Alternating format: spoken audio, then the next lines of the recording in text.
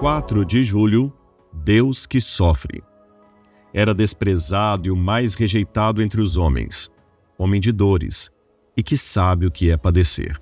Isaías 53, verso 3.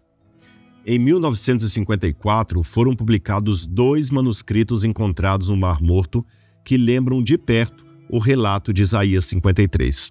Eles fazem parte do chamado Rolo de Ação de Graças, que diz assim: quem tem sido desprezado como eu?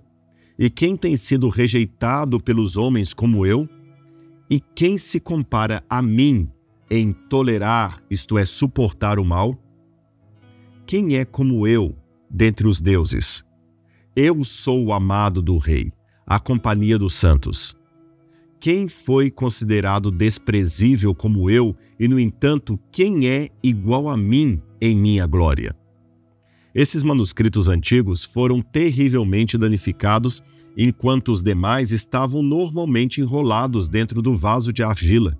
E isso levou alguns a suspeitar que tal atitude não tenha sido acidental. Os pesquisadores deduzem que os poemas foram propositadamente dobrados, amassados e rasgados na antiguidade, possivelmente devido ao seu caráter polêmico. A ideia de um Deus que seria sofredor já incomodava naquela época. É notória não somente a semelhança com Isaías 53, mas também o paradoxo de um servo que sofre incomparavelmente para depois ser glorificado. Além disso, ele é singular entre os homens, pois combina em si o status divino e humano ao mesmo tempo. Isso era algo inédito. Note a comparação entre a retórica "Quem é como eu dentre os deuses" e o texto de Êxodo 15, verso 11, que diz: ó Senhor, quem é como tu entre os deuses? Parece que o texto foi escrito para falar em primeira pessoa sobre um certo mestre de justiça, que bem poderia ser o Messias que todos esperavam. E o poema ainda se assemelha a uma autobiografia messiânica similar ao Salmo 22, que faz alusão tanto ao sofrimento de Davi quanto ao do Messias.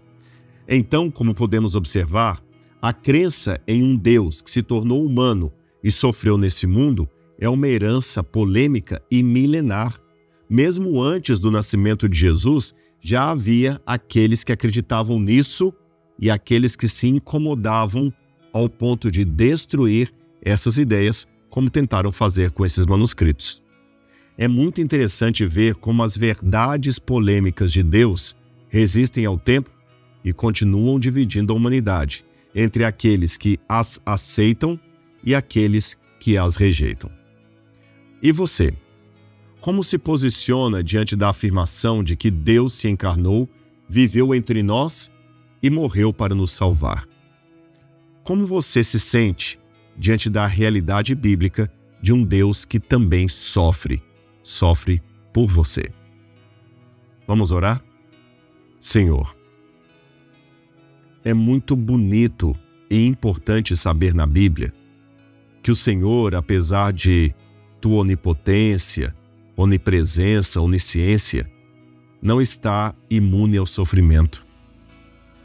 É interessante e admirável saber que, apesar de toda a tua glória, honra e poder, o Senhor também é passivo de sentir peso no coração, sentir dor, de sofrer a perda de um filho. E ao mesmo tempo, Senhor, é lindo saber que o Senhor nos ama e sente a nossa falta e deseja a nossa presença. Portanto, querido Pai, embora o Senhor não precise de nós ou de nada que nós possuímos, o Senhor faz questão de nos ter em tua companhia. Obrigado, Pai, por isso. Sim, nós aceitamos o convite.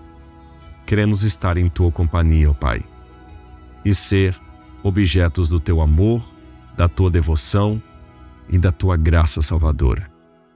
Em Cristo Jesus. Amém, Senhor. Amém. Que Deus abençoe hoje a sua vida.